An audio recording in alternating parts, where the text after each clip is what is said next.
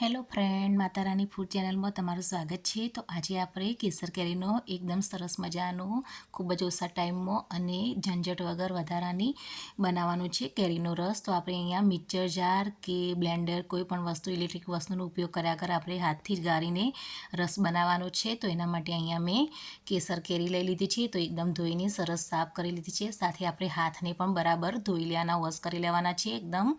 તો આપણે અહીંયા કેસર કેરી લઈ લીધી છે રસ કાઢવા માટે. તો એને આપણે સૌપ્રથમ આ રીતના દબાવીને ઘૂરી લેવાની છે અને એને મૂઠિયાનો ભાગ આપણે બિલકુલ ઉપરથી તોડવાનો નથી. પહેલાં આપણે આ રીતના બધી જ કેરીને થોડું આ રીતના ધીરે ધીરે અંગૂઠાની મદદથી ઘૂરી લેવાની છે. તો અંદરથી ઢીલી કરી લેવાની છે.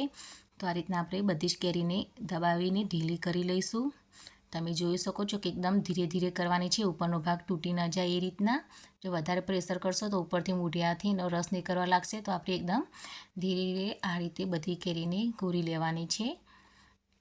આ રીતના તમે કરશો તો કેસર કેરી એકદમ ઢીલી થઈ જશે. અને અહીંયા કેરી આપણે પાકેલી લેવાની છે, સરસ પાકી ગઈ હોય એવી.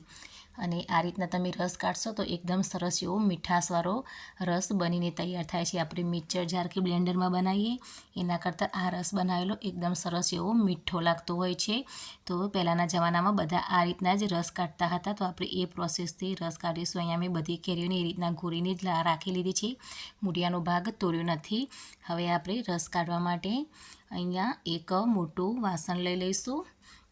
તો કેરીની સાઈડમાં કરીને આપણે એક તપેલી આ રીતના મેં મોટી સાઈઝની લઈ લીધી છે. અને એની અંદર મેં આ રીતના પ્લાસ્ટિકની ચાળણી જે આવે છે, ઘરણી આપણે કહેતા હોય છે, એ લઈ લીધી છે. તો એની ઉપર આપણે ઘસીને રસ કાઢવાનો છે. અહીંયા મેં એક કેરી લઈ લીધી છે. હવે ઉપરથી આ રીતના આપણે મૂઠિયાનો ભાગ કાઢી લઈશું. તો આ રીતના તોડીને એના આગળનો જે ભાગ હોય એ થોડોક કાઢી લઈશું. હવે આપણે આ રીતના થોડીક સાલ ઉખાડી લઈશું.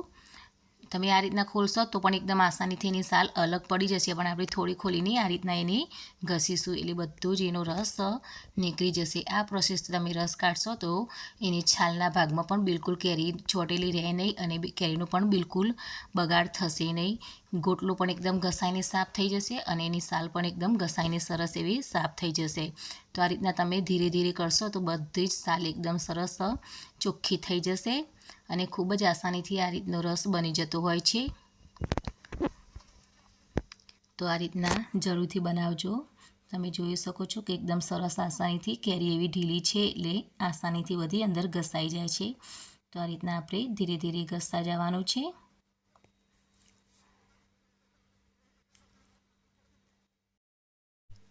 તો હવે આપણે છાલ પછી હવે ગોટલાને પણ આ રીતના ઘસી લઈશું એટલે એકદમ સરસ એવો ગોટલો પણ ચોખ્ખો થઈ જશે. એના ઉપર બિલકુલ કેરીનો ભાગ, જીસો ભાગ રહે નહીં. આ રીતના તમે કરશો તો બિલકુલ પણ ચિંતા નહીં કરવાની, કારણ કે આમાં છોતરા જેવું કશું અંદર આવીને એકદમ સરસ એવો મસ્ત મજાનો રસ બનીને તૈયાર થશે. તો આ રીતના તમે ઘસી લેશો તો એકદમ સરસ ચોખ્ખો થઈ જશે ગોટલો પણ.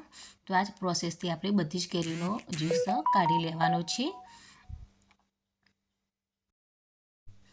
તો બધી કેરીનો રસ નીકળી જાય પછી આપણે આ રીતના છેલ્લી વારનું ઘસી લેવાનું ને બધું ચોખ્ખું કરી લેવાનું છે. આ રીતના તમે ખખડાવશો એટલે નીચેથી પણ જે ચોટેલું હશે એ બધો ભાગ અંદર પડી જશે ને એકદમ સરસ એવો આપણો રસ નીકળી ગયો છે.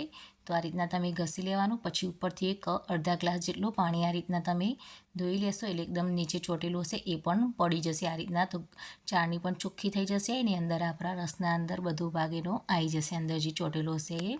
તો આ રીતના ઘસી લેવાનું છે આપણે. અને એકવાર આપણે ઊંચું કરીને નીચેથી પણ ચાળણીના નીચેથી પણ બધું લઈ લઈશું જો થોડું ઘણું પણ ચોટેલું હોય તો. તો એકદમ સરસ આપણો રસ આ રીતના બનીને તૈયાર થઈ જાય છે. આ રીતના તમે અગરી ફેરવી લેશો તો જે નીચે પણ હશે એ બધું નીકળી જશે. તો તમે જોઈ શકો છો કે એકદમ સરસ એવો આપણો રસ બની ગયો છે. તો હવે આપણે ચમચાથી હલાવી દઈશું તો ઉપર આપણે જે થોડું પાણી નાખ્યું તે બધું બરાબર મિક્સ થઈ જાય. અને કેસર કેરી એકદમ મીઠી હોય છે એટલે આપણે ખાંડ નાખવાની જરૂર નથી. પણ જો તમને પસંદ હોય તો તમે ઉપરથી આ રીતના અંદર દળેલી ખાંડ કે આખી ખાંડ નાખશો તો થોડું હલાવવું પડશે અને દળેલી ખાંડ નાખશો તો ફટ લઈને એની અંદર ભરી જશે. તો તમે નાખવી હોય તો નાખી શકો છો, પણ અહીંયા હું નથી નાખતી કારણ કે કેસર કેરી એકદમ મીઠાશવાળી જ હોય છે. અને તો અમે જોઈ શકો છો કે રસ એકદમ સરસ એવો નેચરલી બનીને તૈયાર થયો છે. એમાં એક પણ રોસાનો ભાગ નથી ને એકદમ ટુકડા પણ કશું જ નહીં. એકદમ સરસ બ્લેન્ડર અને મિક્સર જાર કરતાં પણ એકદમ સરસ એવો આપણો રસ બનીને તૈયાર થઈ ગયો છે. તો તમે જોઈ શકો છો કે એકદમ સરસ એવો દેખાય છે આ રસ. તો તમે પણ આ રીતના જરૂરથી બનાવજો. તો આ રસની જે મીઠાશ હોય એ બ્લેન્ડર જાર કે આપણે બ્લેન્ડર કે મિક્સર જારથી જે બનાવીએ છીએ એના આવી મીઠાશ નથી આવતી. તમે આ રીતના ચાળણીની મદદથી કે પહેલાંના જમાનામાં બધા કપડું બાંધીને પણ એ રીતના રસ કાઢતા હતા, પણ અહીંયા આપણે ચાળણીની મદદથી રસ બનાવ્યો છે તો એકદમ સરસ એવો નેચરલી રસ બનીને તૈયાર થયો છે. તો તમે પણ આ રીતના જરૂરથી બનાવજો. અને જો તમને મારો વિડીયો પસંદ આવ્યો હોય તો લાઈક જરૂરથી કરજો, અને જો ચેનલમાં નવા હોય તો ચેનલને સબસ્ક્રાઈબ જરૂરથી કરજો. Thank you.